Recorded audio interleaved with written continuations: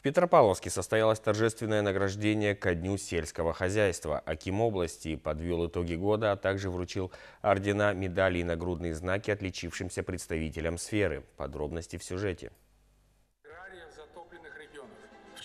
Неделю назад в Казахстане состоялся первый форум работников сельского хозяйства. Тогда глава государства рассказал о важности агросектора для всей экономики Казахстана и озвучил новые инициативы и решения, которые нацелены на дальнейшую модернизацию сельского хозяйства. Сегодня в Казахском музыкально-драматическом театре имени Сабита Муканова состоялось совещание, на котором представители сферы обсудили итоги агропромышленного комплекса за последний год. Несмотря на сложные погодные условия, аграрии Североказахстанской области собрали 6 миллионов 200 тысяч тонн зерна. Это лучший результат за последние 13 лет, отмечает глава региона Гауес Нурмухамбетов. Этот успех стал возможен благодаря современным агротехнологиям, улучшению качества семян и удобрений, эффективной поддержке со стороны государства.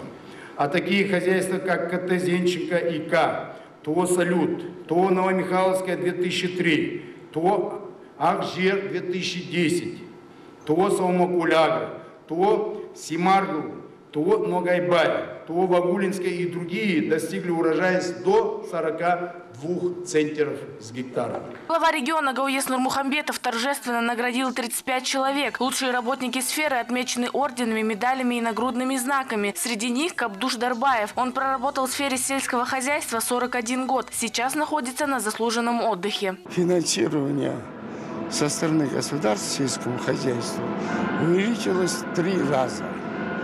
И я думаю, вот это помогло нашим аграриям своевременно провести агротехнологии, провести посевную, убрать урожай. Серик Малаев, директор активно развивающегося хозяйства ТО «Акселеу», которое находится в районе имени Габита Мусрепова. Его предприятие специализируется на выращивании зерновых, зернобобовых и масличных культур, разведении лошадей. Говорит, что аграрии задействованы и в решении социальных вопросов. Решить вопросы по социальным вопросам очень много сделано. Мы ежегодно тратим в пределах около 100 миллионов тенге на развитие села. И этот год, естественно, эту работу тоже проделали. Мы ремонтируем дома, вторичное жилье, где-то 7-8 домов. Ну и многие вопросы решаются. Стоит отметить, форум работников сельского хозяйства теперь станет ежегодным. В этот день для представителей сферы был подготовлен праздничный концерт.